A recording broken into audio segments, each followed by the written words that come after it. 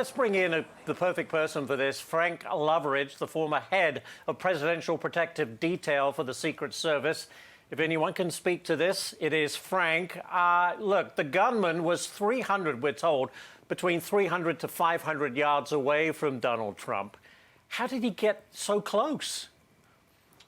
Well, thanks for having me on. The first thing is I want to give credit where credit's due. I want to commend the individuals on the ship, the detail, for quickly evacuating President Trump. And I also want to thank the agent who observed the shooter. The weapon that was through the chain link fence took the shots and caused the shooter to flee the area. So if that didn't happen, this would have been a dramatic change of what happened in the circumstances last night. So that's the first thing I want to say. Now, how did it happen? We have to expand our perimeters. You've got shrubbery, which gives people or individuals, assailants, the ability to conceal themselves in this shrubbery, and makes it very difficult to detect them. So that was a very good close detail for the agent to see that and to shoot at the person to neutralize the threat. But we can't let that happen. You can't let somebody get 300 to 500 yards away from the president. And that did happen that day, and we've got to stop that. We need more assets, more state, more local, and more Secret Service assets in place. It's remarkable to me, Frank, that someone would notice the barrel of a rifle pointing through a fence, shrubbery, at all. I mean, I don't know how far away the agent was from the gun, but I mean, it's so random, and to me, it seems like it would be far easier not to have noticed it before it was too late. So thank God he did notice. But what I wanted to bring to your point is the fact that we're moving with the president. As the president is golfing, we're staying in front and behind.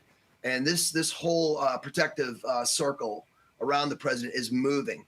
And as it moves, we have to have the proper assets on the perimeters to make sure there's no one waiting as we start moving and they envelop us, and we detect it beforehand and do exactly what we did in this case. Everything worked as far as the individual leaving and local law enforcement getting a photograph of the vehicle, getting the license plates, and making the vehicle stop was amazing. And I want to thank the local and state police for what they did. They did a great job. Talking about security level, the Palm Beach sheriff said that the security around the golf course was, in his word, limited because Donald Trump is not the sitting president. Listen to this. I'll get your comment. Well, you got to understand the golf course is surrounded by shrubbery. So when somebody gets into the shrubbery, they're pretty much out of sight. All right. And at this level that he is at right now, he's not the sitting president. If he was, we would have had this entire golf course around it. Well, because he's not, the security is limited to the areas that the Secret Service deems possible. So I would imagine that the next time he comes to the golf course, there'll probably be a little bit more people around the perimeter.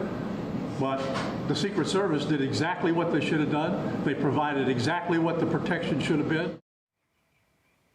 So the question, Frank, is after what we saw happen in Pennsylvania, why didn't he have more protection? Even though I know he's not a sitting president, but we know the threat is very elevated. So I know from listening to Acting Director Ron Rowe, they have increased the amount of protection that he gets. They've added counter surveillance units to his methodology. They've also added additional counter snipers, which he wasn't getting before. But that's not enough.